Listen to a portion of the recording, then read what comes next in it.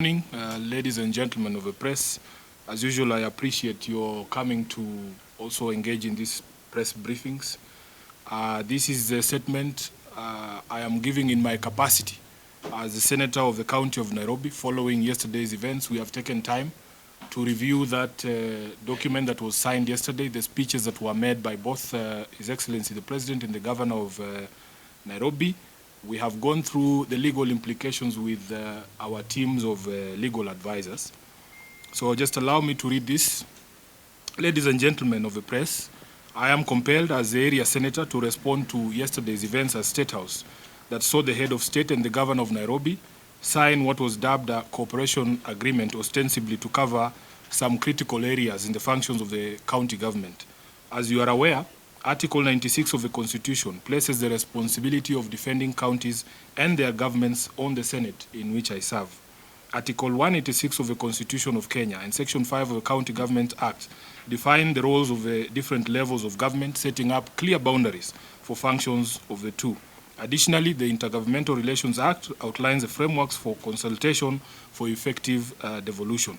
The framers of the Constitution, in conceiving these clauses, intended devolution to work and thrive for the people without deliberate regression that would result in the national government purporting to step in to rescue devolved units. President Ruto, in his speech at the signing, claimed that the same was pursuant to the Urban Areas and Cities Act, a legislation put in place prior to the implementation of devolution. He claimed the cooperation agreement was, in his words, 14 years late, forgetting the fact that he has in fact been at the helm of political leadership in all those 14 years, first as deputy president from 2013 and now as the president. One wonders why he has just suddenly become aware of the Urban Areas and Cities Act less than 18 months to the 2027 elections. From the onset, I wish to state that my office was neither involved nor consulted before this decision was taken. Indeed, the so-called cooperation agreement itself acknowledges that no public participation was conducted prior to the signing yesterday, a violation of the Constitution that is too egregious to ignore. To then provide in the same agreement that it would be subjected to public participation after the fact is not only disrespectful to the people of Nairobi, but the clearest indication that it is anything but what we are being told it is. What's worse, the agreement is meant to take effect within 14 days, and one wonders whether any meaningful public participation can be had in such a short period. The agreement in clause 6.2, in fact, states anticipates the outcome of the proposed public participation, limiting it to amendments and forgetting that the people in their righteous might have the option of rejecting the whole agreement in toto during that public participation. Secondly, the steering committee established to oversee the agreement is very national government heavy. Of the 12 members of the committee, a whopping 2/3 are appointees of the national government. From its structure, the governor will play subservient to the prime cabinet secretary, making Sakaja effectively the new deputy governor of the county of Nairobi. This, to me, is not cooperation, but a takeover. Thirdly, just last week, the governor of Nairobi City County, Johnson Sakaja, in his address to the County Assembly of Nairobi, derided what he termed the NMS experiment that left us with a Kenya shillings 16 billion hole in pending bills and vowing to never engage in similar misadventure. I wish to remind Governor Sakaja that the Senate in fact directed that those NMS pending bills were the responsibility of State House, from where he was speaking yesterday, since the accounting officer for NMS was the comptroller.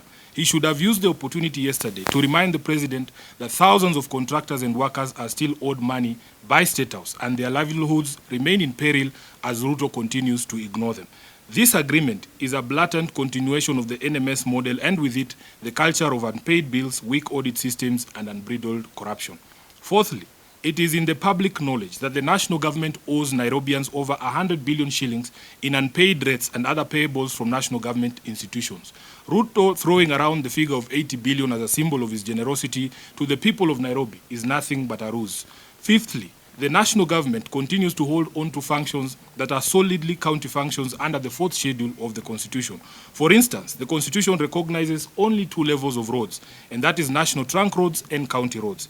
Kenyans must note that national government agencies like Kura and Kera continue to insist on doing roads in Nairobi when they clearly need to hand over those roads and the attendant resources to the county government of Nairobi. In fact, the late Baba Raila Amolo Odinga repeatedly called for the disbandment of these two agencies, going so far as including the full unbundling of the functions in the MOU he signed with President Ruto in March of 2025. Ruto continues to not only ignore that MOU, but to actively violate it as demonstrated by the so-called cooperation agreement.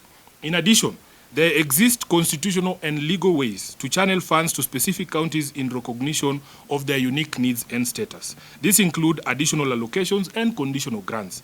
Examples of these grants include grants to counties to construct headquarters and industrial parks. By the way, you should know Nairobi doesn't receive any of those funds, but other counties receive.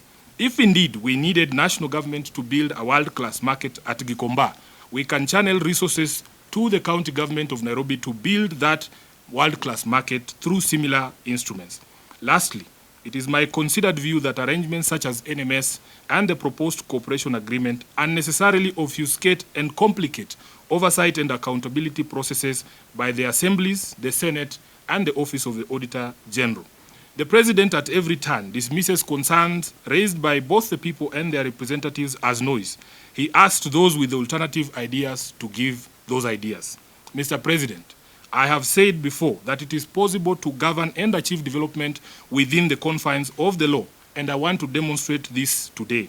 Here is what I would have done. Number one, direct that all national government agencies that owe monies to the people of Nairobi immediately clear their obligations, which are in excess of Kenya shillings 100 billion, and let the County Assembly of Nairobi ring-fence those monies towards development projects, including roads, markets, drainage, garbage collection, and the payment of pending bills. By the way, Nairobi still holds the highest amount of pending bills, over 100 billion shillings, so that if we were paid the 100 billion shillings that the national government owes us, we can clear those pending bills. Number two, immediately transfer all county functions to counties in accordance with the Constitution and the MOU that you signed with Raila Odinga. Dissolve Kura and Kera as per his advice and channel all their budgets to the Nairobi County government to do our roads. Number three, utilize existing legal instruments such as Kara and conditional grants to channel additional funds to Nairobi for streetlights and markets, noting the unique security needs of the capital county. 4. Direct Treasury to honor the disbursement schedule passed by the Senate that legally requires them to transmit county shareable revenue by 15th of every month. You have heard us in the Senate complain of frequent delays, and the Council of Governors as well, frequent delays in disbursement of the shareable revenue, which is part of the problems, the causes of the problems in the counties. And you have heard that a state institution such as State House has already expended its entire budget 4 to 3 months before the end of the financial year. Yet, county governments are behind 3 to 4 months in terms of receipt of their allocation.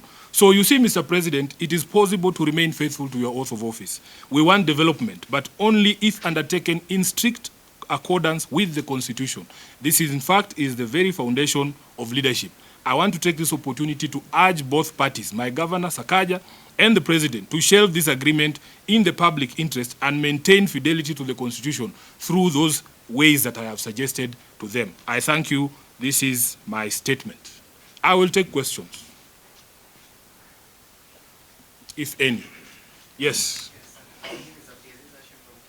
Given that you have talked about the legal breaches following that particular collaboration, will we be seeing you moving to court, seeking any legal action? Yes, the agreement is expressed to take effect within 14 days. Now, I have publicly called on them to explore legal and constitutional means to be able to achieve all the things that they wanted to achieve in that agreement. If it is not possible for them to consider this request by the Senate of the People, we will use all available means, legal and otherwise, to be able to enforce adherence to the Constitution, including through our Senate committees. And this matter will find itself in the floor of the Senate very soon, as you will see. Senator, you talked about the audit and oversight. Absolutely. Of the 80 billion is what happened with NMS. If this cooperation or collaboration goes on, will be oversight in this 80? That is the question. That is a very fantastic question, and that is what I have said in the statement here, that it actually complicates the audit process. Do we call this committee to the Public Accounts Committee? When the Auditor General goes to do her audit at the county government, and she's told, oh, some of the documents are at National Treasury, the others are sijui where, it becomes very difficult for her to do her job. And that is why we are saying, let us maintain fidelity to the Constitution. There are ways to channel monies. For instance, I've given you the example of county aggregation parks. Nairobi does not get any money for building of an aggregation park. If you ask the governor himself, he will say his priority is a market at Gikomba. Why can't we use the same instrument to give us money to do the market at Gikomba? So that is what we are saying. It actually complicates the audit process and the oversight process. Yes. My name is Omar from West TV. Yes. Senator, is it enough to tell the president and the governor to share that agreement now that they are working backwards, signing and then going for public participation?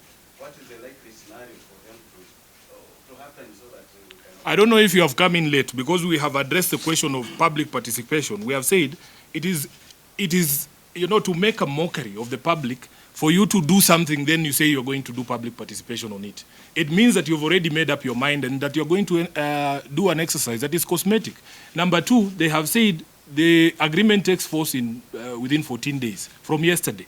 That tells you that we have under 13 days to be able to complete that public participation. I've also pointed out to you that if you read at the agreement at clause 6.2, they are saying any amendments that will arise from the public participation will be included.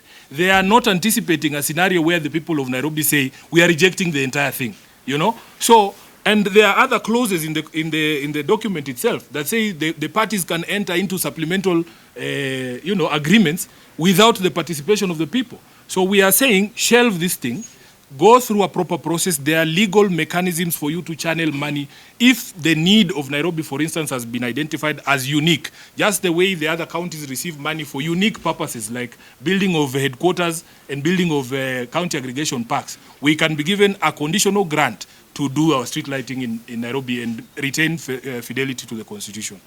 Chris, yes. From Nairobi TV. Yes, Chris. During the signing of that cooperation agreement or cooperation deal between the Nairobi County and the national government, the president and the governor said that Nairobi need to be given special treatment akin to what happens in other cities like London, as opposed to what is happening now when they are being given allocation just like any other county. Do you feel like Nairobi needs that special treatment? Chris, I thought you were in the room when we began this statement. Just go through the statement I have given, that the Urban Areas and Cities Act was passed in 2012.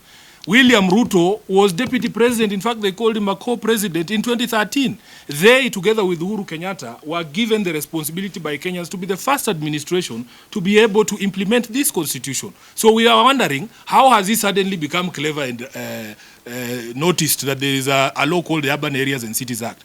It requires that you give Nairobi support, yes. But we are saying there are constitutional means for you to channel this support, as I've given you the examples of the conditional grants and the additional allocation. What is not clear about that? Do you think it was a mistake to have Nairobi as a county? No, it's not a mistake to have Nairobi as a county. The people of Nairobi are Kenyans like all the other people.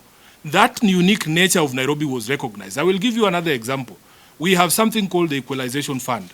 The Equalization Fund was embedded in the Constitution after recognition that there are areas that had been traditionally marginalized. And if you read the language of the Constitution on the marginalization fund, or the Equalization Fund, it says that we need to put in place some special funds to bring the level of infrastructure in those areas to the standard ordinarily enjoyed by the rest of the other counties. So there is a special fund for that. The Urban Areas and Cities Act also recognizes that Nairobi as a seat of power, that Nairobi as a seat of diplomacy has certain unique needs. For instance, the bill we pay on electricity alone for streetlights cannot be compared to any other county. That is what the Urban Areas and Cities Act is for.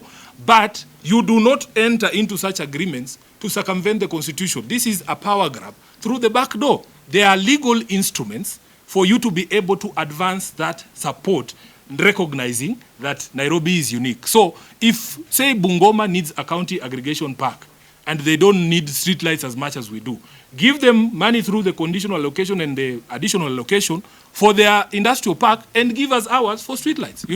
Do you see are there any similar cooperation agreements with any other counties? There are none. And also the president must tell us, Nairobi is not the only city in Kenya. there are 3 more other cities there. As recently as last year, we gave a charter to Eldoret. So will there be similar agreements with those other cities? Or what is so special that he has seen here in Nairobi? Yeah, Senator, I'm really from the start. I have one question. I heard the governor yesterday, there are other, that is not the first operation agreement that is signing with the national government, that they have done an agreement, especially on education. For example, the school feeding program, they have signed another one for bursary issues, bursary and scholarship. I don't know, how is it different from this perspective, or even the ones for the school feeding and education? According to the set of Yes, you are talking about there was a decision by the control of budget that before a level of government undertakes the functions of another level, there has to be an agreement between those 2 levels of government. And for instance, when it came to education, education is stated as a national government function, especially the counties only deal with ECDs. So when you are giving bursaries without a framework that allows you to do that, that is what that agreement relates to. This one is very different. This one is very different because they are not saying that they are going to undertake national government functions or that they are going to undertake county government functions. That's not what they are saying. In fact, they were very clear yesterday that it has nothing to do with transfer of functions. But it is actually transfer of functions hidden as an untransfer of functions. And the legal problems that we have, again, ladies and gentlemen, you have to go through the statement that I have made.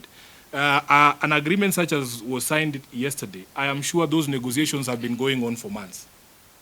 The right thing to do would have been to tell the public, the people of Nairobi and the County Assembly and the Senate, that we are anticipating getting into this, agreement, and have people input into those discussions that you're having, and then reach a final document, then you sign.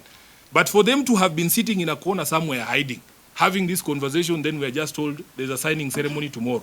It's like you are being told to come to a wedding ceremony, but the parents will meet next week to discuss whether they consent that their children should be married. It's ridiculous.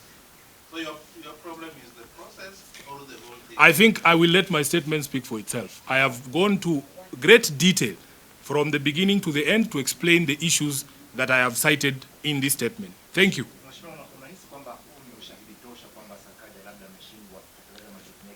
Kwanza hauhitaji ushahidi wowote kwa sababu jana rais mwenyewe alisema kwamba kaunti ya Nairobi imefeli katika kazi zake. So muulize rais. Rais ametembea jijini, ameona kuna takataka kila mahali, ameona kuna shida kila mahali, amesema jiji hili linaendeshwa vibaya. Maneno ya rais mwenyewe. Na mlikuweko na yeye huko na State House jana. Sijui mbona ukumuuliza. Nashukuru sana. Wacha tukomee hapo tafadhali.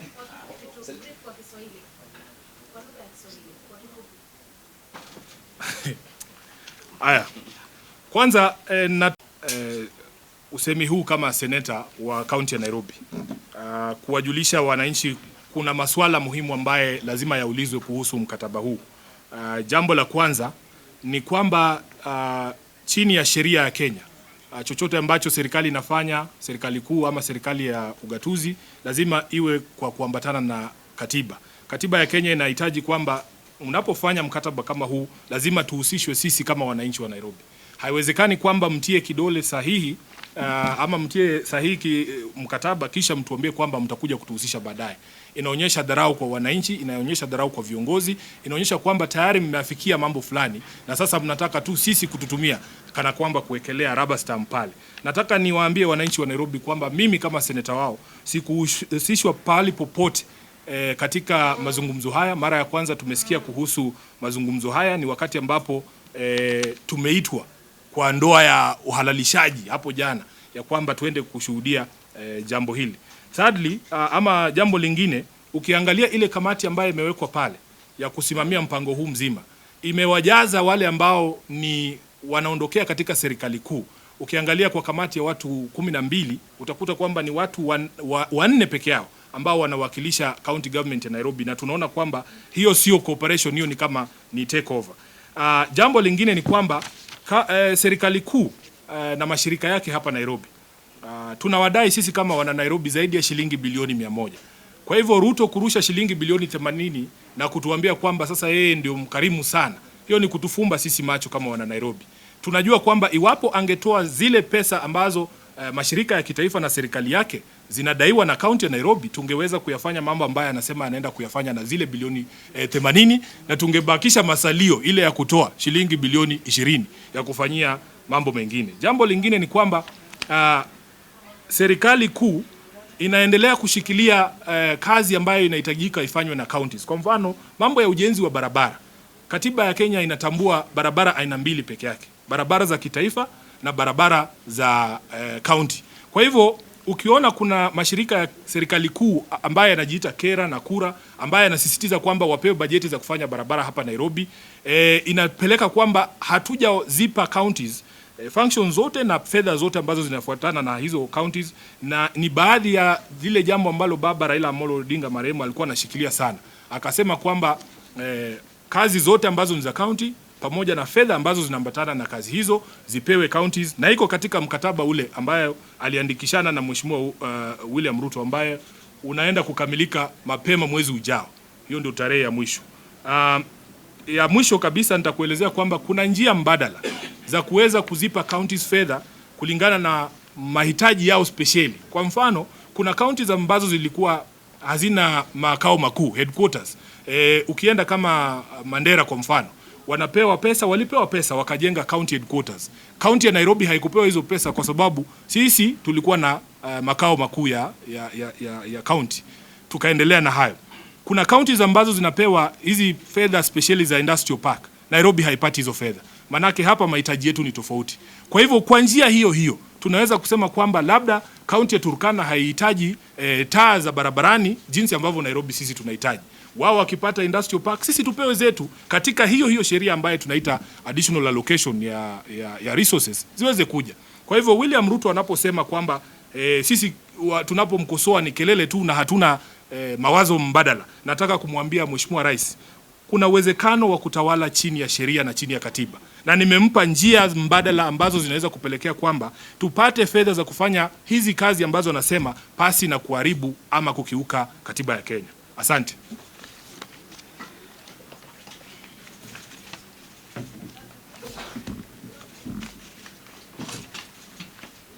Haya, kama kawa nashukuru sana.